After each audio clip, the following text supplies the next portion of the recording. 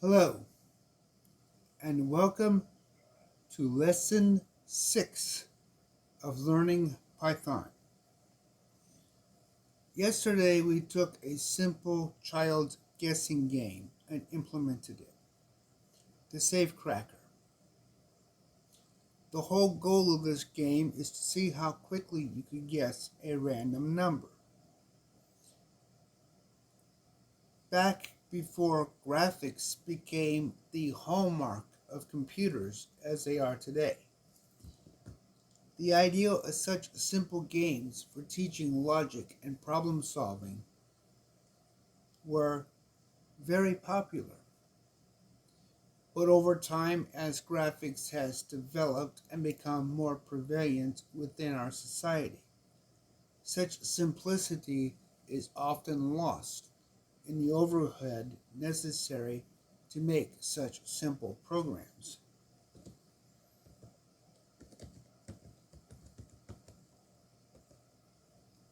The program itself is so short, sweet, and simple, it almost defies logic that it can provide hours of entertainment just to see if you can guess around the number quicker than you did previously.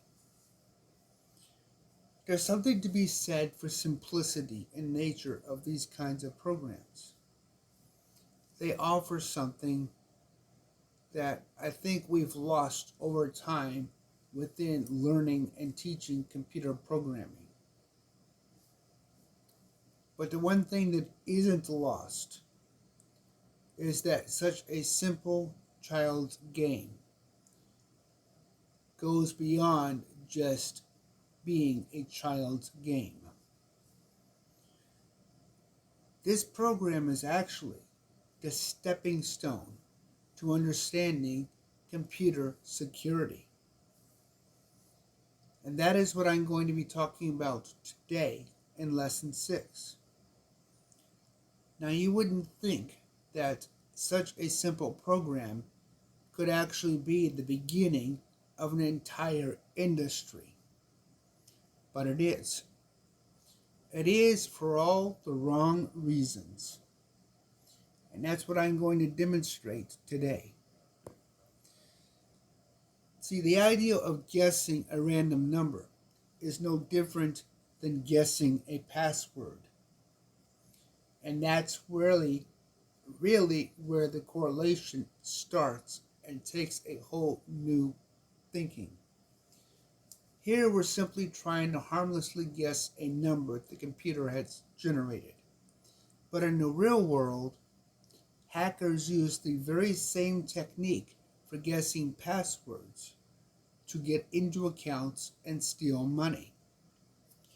And we're going to take this harmless program and we're going to actually develop another program that will take our combination, whatever it may be, and intelligently figure out what it is. That is going to be today's program. The last lesson was the safe cracker. This lesson is going to be the safe hacker. So let's actually take the safe cracker program and copy it to safe hacker. Because the irony is not a lot changes, at least not from the perspective of the initial premise. But we will be introducing more specific information on lists, because we just don't want to randomly guess what a possible number is. We want to be able to intelligently find that number.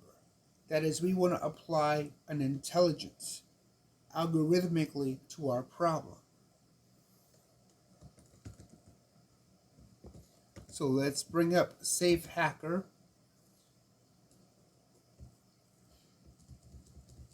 Now, we don't need really any of this. We're not going to be helping the user, or in this case the computer, guess what the number is. We are going to begin to set up a combination list of numbers to try. Now we could just guess a number at random like we did to begin with, but eventually we're going to begin repeating. Let's actually see what happens if we do that. So we know the combination, and we know it's a random integer. So let's say our trial number is going to be random from the library dot, and then function. Now we're only going to go with numbers between 100 and 999. You would say normally in the real world an attacker doesn't have such information, but in reality an attacker really does get such information. Websites will tell you how long a password has to be within a range of characters. For example, some say a minimum length of 6 characters and a maximum length of 12 characters. Well, that gives you a range to work with. So there's always ways of collecting information that a hacker will use. Attacks aren't random. They're planned. They're thought out. The victim of the attack is not just some blind recipient. I should say the intended victim. Oftentimes within the real world, though, for example, denial of service attacks, where people's personal computers are used as part of that, that individual computer is not necessarily the intended victim, but simply a consequence of getting to the intended victim. So in this case, the intended victim, the attacker knows information already. So if trial is equal to combination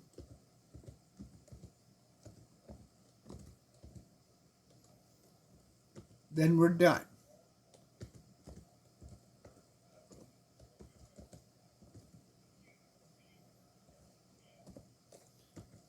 Else, we simply increase the failure counter. Very simple. Now,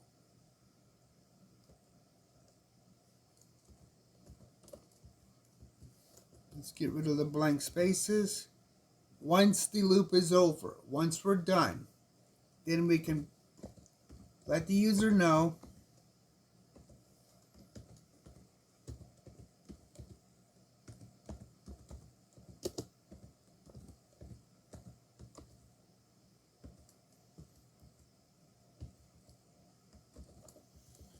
what the combination was.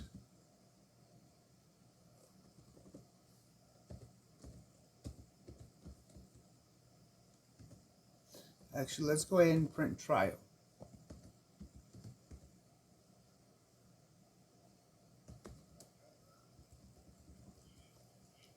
You can use combination, but I want to keep it with the premise that this might be a completely separate program from what we've done. Now, we don't need our library, but we will be using the append command a little later on.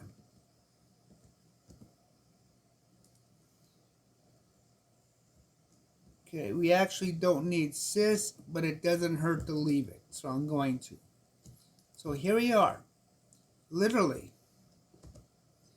that simple. Now let's see what happens just trying random numbers. And let's actually tell it to print the random number. Let's see what it's thinking.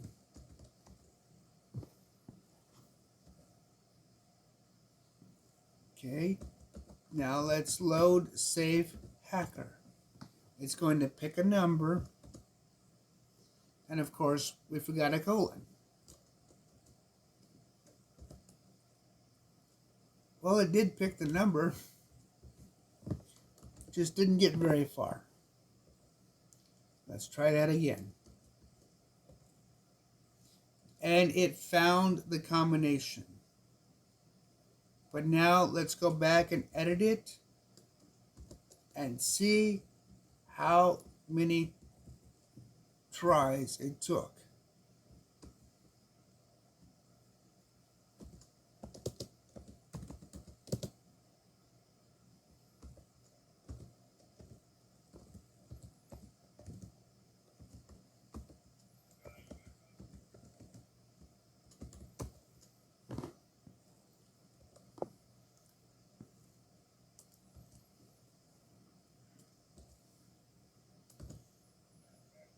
It took 191 tries. So that was pretty fast, with nothing but just random numbers. So let's see if we can improve that with intelligence. We may not. Probabilities always are different. Sometimes the probability of randomness can be quite successful. But sometimes the worst case scenario is it could actually be closer to the highest number. So now let's add some intelligence. The intelligence is, we know how long the list is we want to search.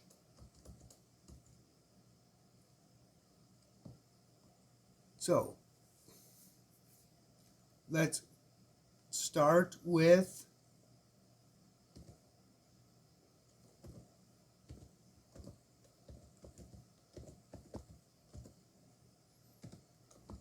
we know the list starts at 100. In fact, let's actually make this a little better so we can change it around and play with the numbers. Let's make a start number.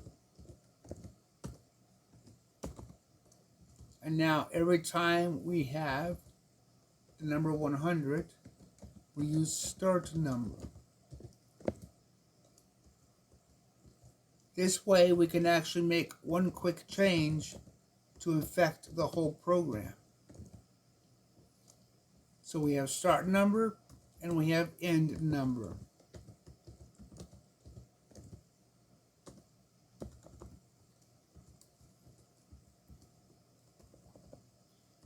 And as you remember from when I tried this yesterday, it took me a couple of minutes to really do what the computer did in a few seconds. And that is the whole point of the process. And that's why computerization is becoming so powerful in a lot of areas, especially trading.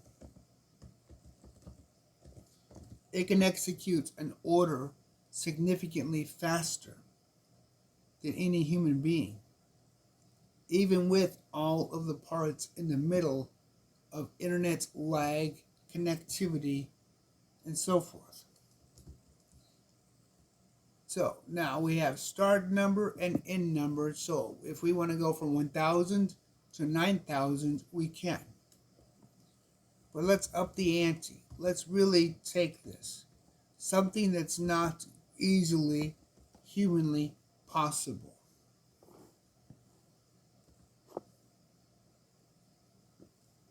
Let's see if we've got any mistakes, and we don't. Now, of course, we have no idea how many times a number repeated in this list, but nonetheless, it took 79,000 tries. So 79,000 tries, and our list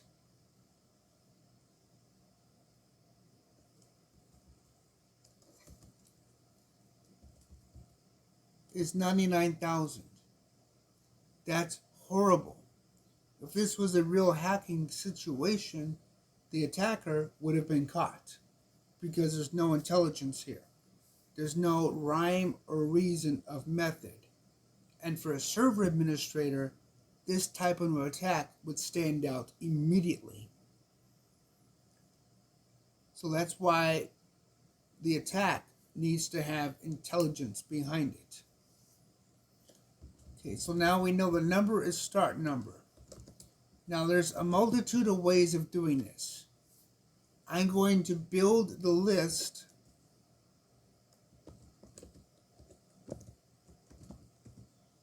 in the easiest way possible. That is, I want to focus on the list and not how we get the number. So first we start out with an empty list. No numbers in it. So our number list is completely empty.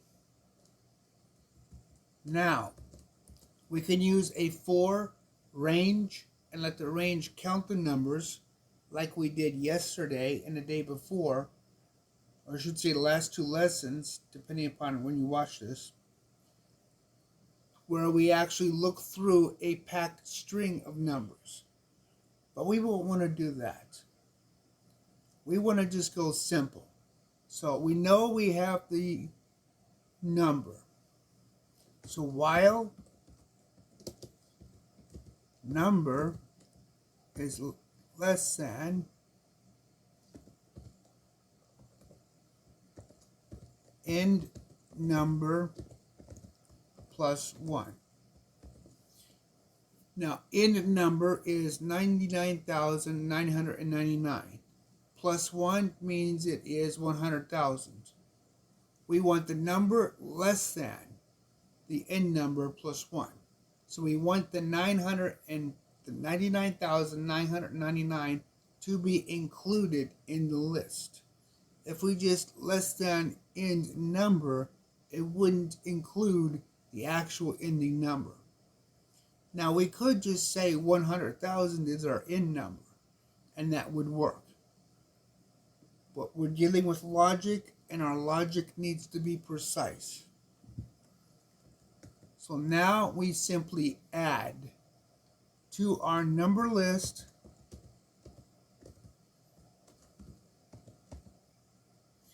and remember the append command?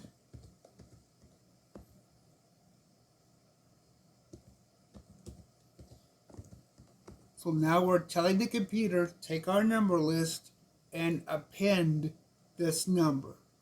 Add this number to that list. And now we're going to add 1 to number. So now we're going to increase number by 1, and then we're going to keep repeating while number is less than our ending number plus 1. So we're going to have a list of 10,000 to 99,999 inclusive. And let's actually see what happens when we do that. Let's print it.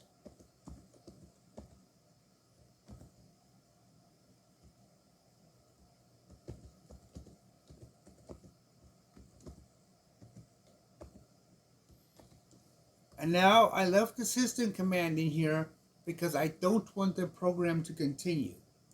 There's actually a Python command from the system library that lets us stop right here, which is perfect for debugging or tracking down issues.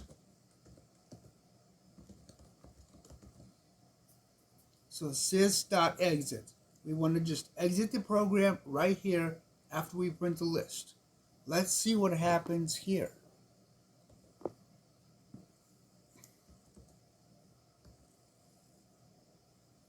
And there you have it. The whole list. Every single number in the list. From 9,000 or from 10,000 to 99,999 inclusive. That's a tongue twister. So there we have it. So now we have what we need to try. So now let's actually take this out. Let's comment this so we know what we're doing.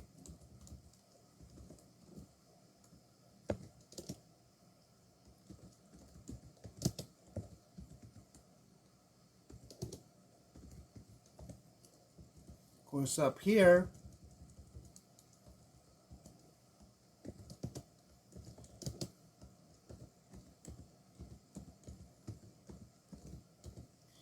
and up here, these would be called convenience variables.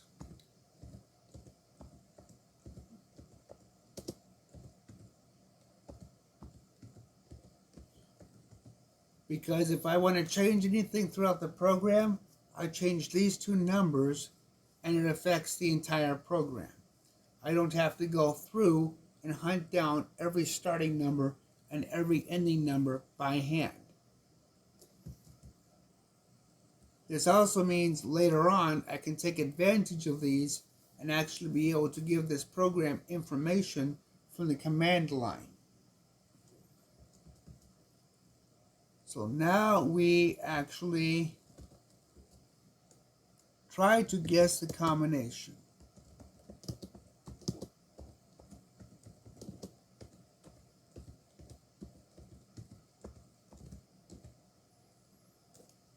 Okay, so now we have our list.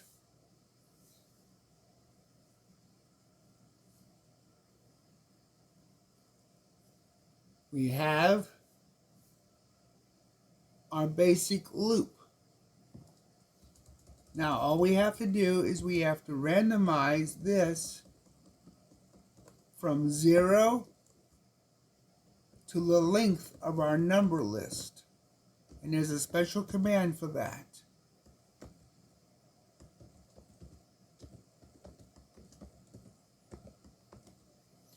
So the number list, that's what we store all the numbers in we want to try, and this is going to return its length. Because every time we try a number, we want to remove that number from the list. So then the next time, instead of 99,999 entries, we're going to have 99,998 entries. So trial becomes an index to the list. And that's actually written as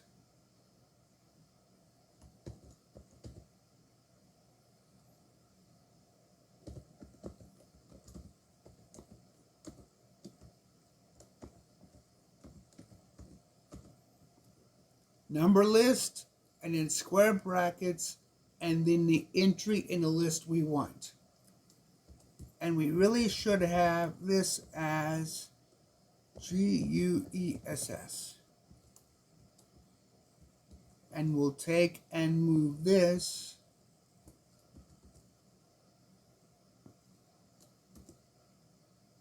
guess equals, and then get an entry from the list. And now we'll print the guess here. And now we'll test the guess against the combination here.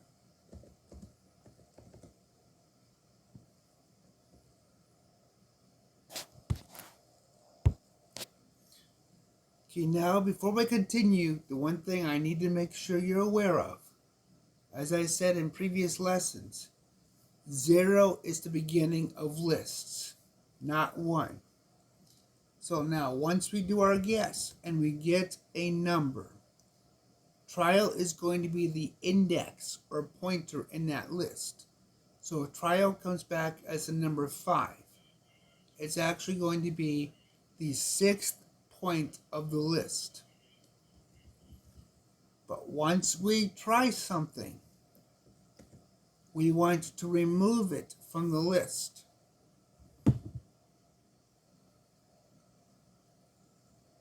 For that, we need to take our numbers list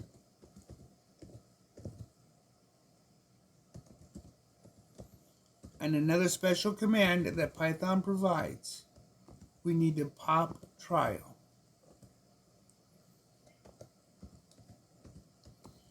Now, pop is a fancy word that just means pull off. And you can look this up through Google for how to remove a number from a list, with the prefix being Python. So now we will remove the number, add to the counter, and we will see how long it takes for an intelligent algorithm. It's intelligent because we're not just blindly picking random numbers. It's also intelligent because we're not just brute force trying one number after the other. We're trying to be statistically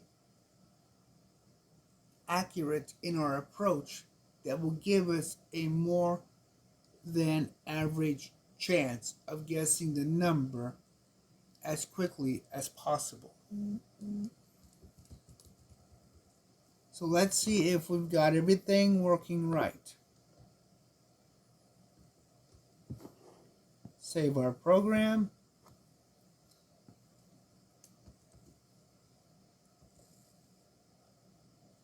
And it worked, and we ran out of numbers.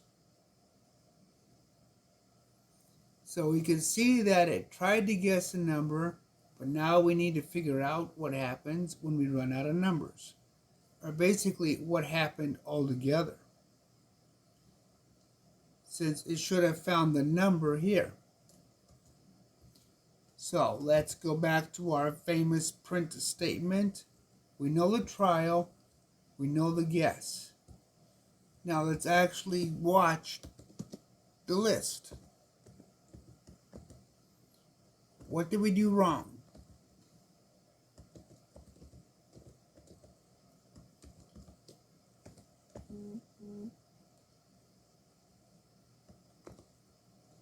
Check your parentheses always, because that's a big gotcha. Okay, so now let's try it again and see what's going on. Okay, we can see the list is going down the number like it should. And we can see it actually found the number we needed in 54,000 tries. Now this time it worked, but last time it didn't. Why? We need to find out. Okay, it didn't work again. So why didn't it work? Index out of range. Guess equals numbers list of trial. So we know what line it was, line 31. So what happened here? Well, let's find out. Let's print trial. Since we know where the error is, and let's delete this since we no longer need it. We know where the error is, so let's print what's going on before we get to the error. And because we don't have guess yet, we can't print guess, but we can print the length of number list.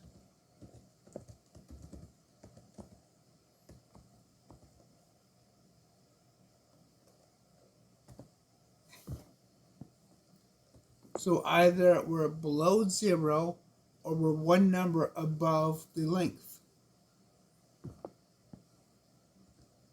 So let's find out.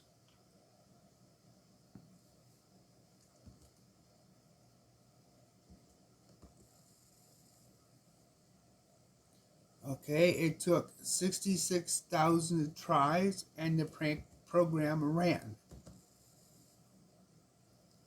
Okay, it ran again, and it didn't run this time. But now you see the problem. The length of the list and the trial? Well, since everything is zero based, the length of the list should actually be -1 for the trial number or the trial index. Our list is actually 7,829 entries long, but it ranges from 0 to 77,828 index pointers. So we need to make a slight modification and tell it to take 1 off the number length gives us. Lengths give us the count in human readable form, not in computer readable form. And that will fix our problem. Again, demonstrating the difference between what we see as humans and what the machine sees. So now let's remove the noise, save it, and try it again.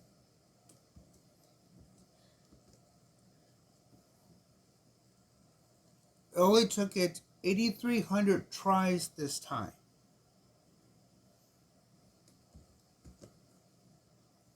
$24,000 tries. Now think about that. Think about how long it would have taken a human to do this versus what the machine did in literally a matter of just a few seconds. Now let's scale this up a little bit more. I want to actually take advantage of having this program get information from the user from the command line. Now, for the purposes of this exercise, I'm not going to go through all the details of validating the numbers. We already know how to do that. But we do need integers only, and we're going to use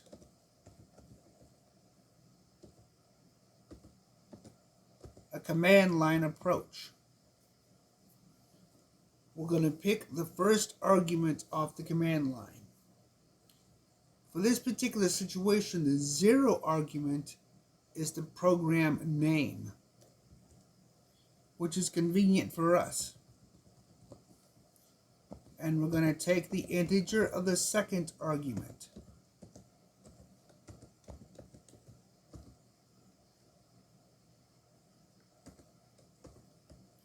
But we do need to do a little bit of checking here. So up here, we're going to use another system command.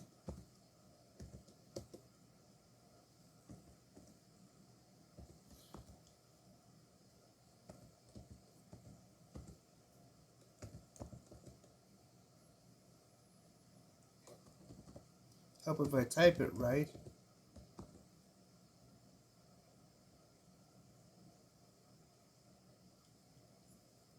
Now we know we have 3 arguments. The 0 argument is the name of the program. The first argument we want to be the starting number, and the second argument we want to be the ending number. So let's actually, if it's greater than or equal to 2. But actually that's wrong because we want to make sure it's greater than 3. 0, 1, and 2 is actually 3 arguments.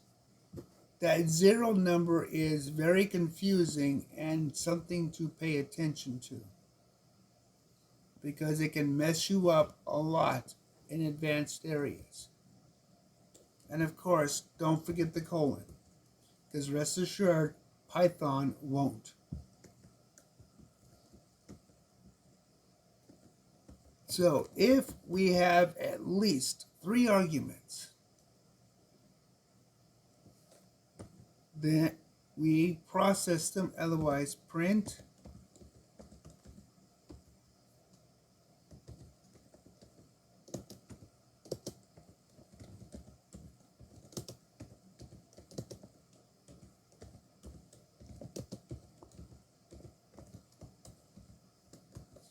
And now we tell the program we can't continue.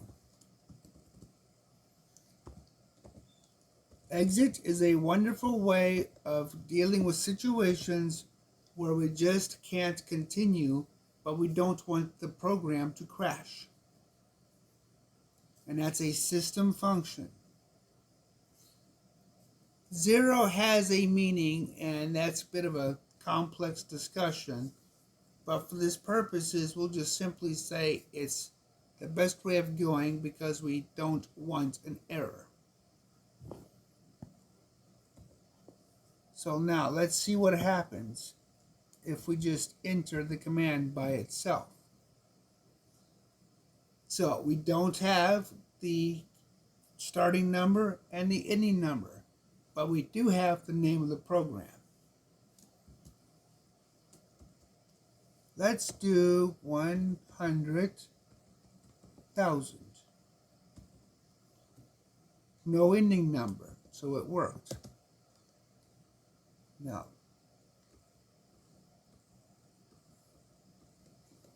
Now there's more checks you can do, like making sure ending number is greater than starting number. Things like that I will leave for you to experiment with on your own. But for now, and it still didn't work. Why? Because we got our numbers wrong.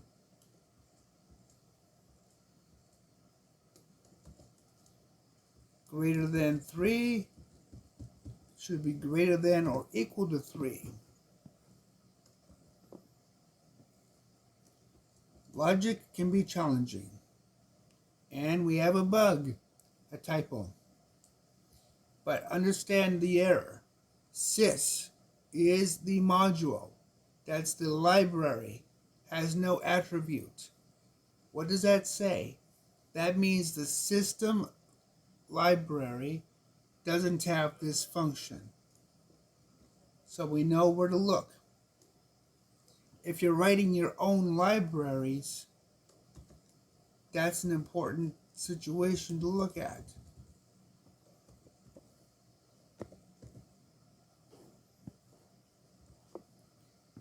Let's try it again. Now it is actually looking through 100,000 different possible combinations. Well, actually it is 899,999. And this might actually take some time for the computer because we're only checking one number at a time.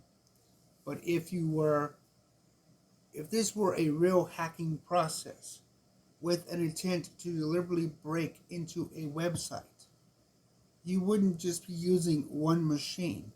You would be using multiple denial of service machines. And that causes a large number of machines to interact and spread out the list. For example, each machine might only be responsible for 100,000 versus the entire list. And it took 348,000 tries to find the number we were looking for. That's basically 34% of the list, roughly. That's better than our worst case scenario of literally 899,000. And it found the password. And these are some pretty big numbers. As computers continue to grow and continue to develop and get even faster, problems like this become simpler, but they open the door to a much wider range of consequences on the basis of user passwords. So it doesn't seem all that hard now to see just how a 6-letter password can be so easy to break. We have a 6-digit password, and it's doing it literally within a matter of a minute. Now, of course, we're using numbers only, but letters are not that much different. And this program is actually very easy to alter to be able to do numbers, letters, and symbols very quickly and efficiently. But using this type of a logical process, you improve the probability of the program succeeding at what it's trying to do. As I said, this simple toy came from another toy for a child to simply guess numbers. But it highlights just how easy and how vulnerable the computer world is.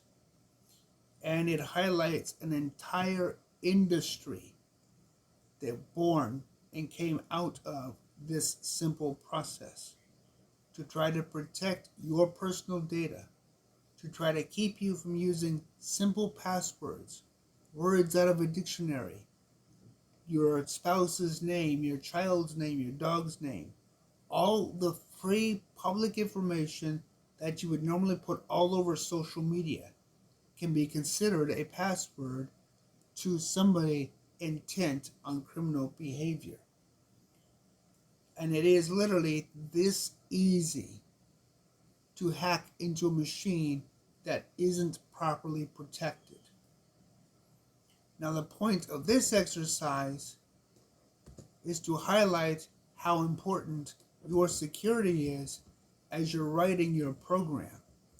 As you're writing your own trading bot with your own money. 43 lines of code is all it takes for you to have a bad day if you don't think about how you're going to protect your trading bot. Now, in the beginning, you're not going to be on the internet. Your bot is not going to be exposed.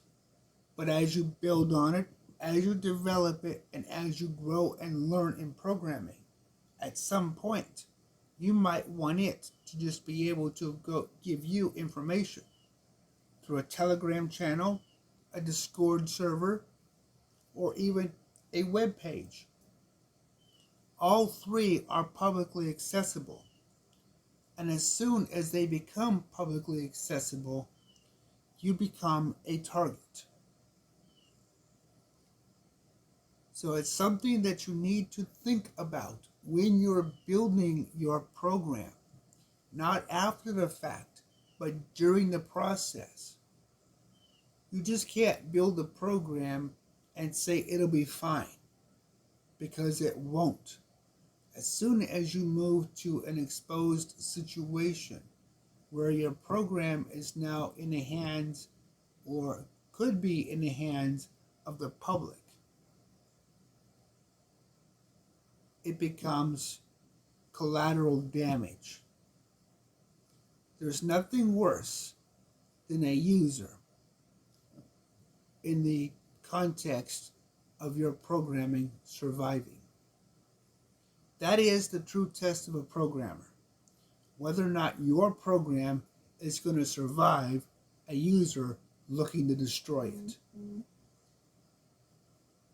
And your trading program has to do that, because it has to survive the exchange. It has to survive somebody kicking a plug out of the wall and you losing connection. It has to survive internet outages, machine maintenance, repairs. There are a cacophony of different things completely unrelated to your program that your program actually has to survive. For example, you could be in the middle of downloading price data from the exchange and have a power outage for your VPS. Or have a hardware failure and have incomplete data. That incomplete data will need to be validated, and if it doesn't pass the validation, you don't accept it. But that's part of the thinking process that you develop. That's part of your security. Because even if you don't think it's going to happen, it will. The entire SQL injection virus or injection bugs revolved around somebody else simply putting false data into the system trying to break it. And it was very successful. So the takeaway from this little program is don't shortcut yourself on security. Think about all the things that can go wrong, because they will go wrong. And your program with your real money is going to have to deal with that. One of the biggest mistakes I have personally seen in the computer industry, and it's not just connected to trading, but trading is probably one of the worst areas, is not taking enough time and testing and evaluating and making sure everything works right before you go into production. There are no coincidences in the computer world. A fun little number guessing game being the doorway to an entire industry of computer security isn't a coincidence. It's just the reality of what the computer is. It's a reality of what you will face as a programmer. And that's really the next step we're going to start taking. Other than a few things that we're going to need along the way, and we will simply get to them as we progress, we are ready to take the next step. We're ready to try to connect to an exchange. We're ready to actually come up with a plan for a trading bot. And that will start the next lesson. If you have any questions, let me know in the comments. Like, subscribe if you're not. But try this program. Try different combinations. Take time to actually understand how simple this is and how this came from a simple child's toy. It's amazing just how interconnected the computer industry is, with philosophies and fields that are quite wide and diverse. Seeing how a child's guessing game can become the forefront for security is an eye-opening experience for most people, because that is literally how quick the computer world can change. Until next time.